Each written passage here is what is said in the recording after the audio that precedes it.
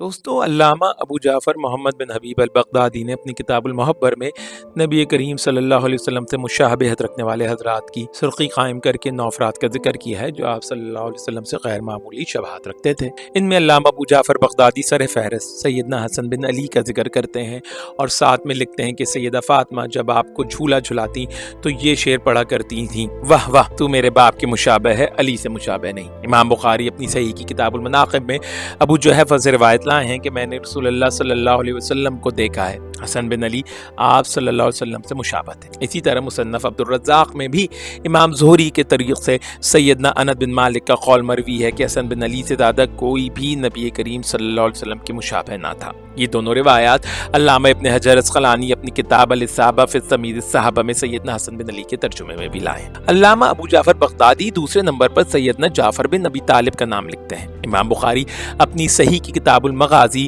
کے تحت حدیث لائے ہیں کہ نبی کریم صلی اللہ علیہ وسلم نے سیدنا جعفر بن ابی طالب سے فرمایا کہ تم شکل و شباہت اور اخلاق میں مجھ جیسے ہو۔ علامہ ابن حجر اسقلانی الاصابہ میں سیدنا جعفر بن ابی طالب کے ترجمے میں سیدنا ابو ہریرہ رضی اللہ عنہ کا قول نقل کیا ہے کہ نبی کریم صلی اللہ علیہ وسلم کے بعد تمام لوگوں سے افضل جعفر بن ابی طالب تھے۔ دوستو اگر آپ کو ہماری یہ ویڈیو پسند آئے تو ہمارے چینل کو سبسکرائب اور ویڈیو کو لائک کرنا نہ بھولیے گا۔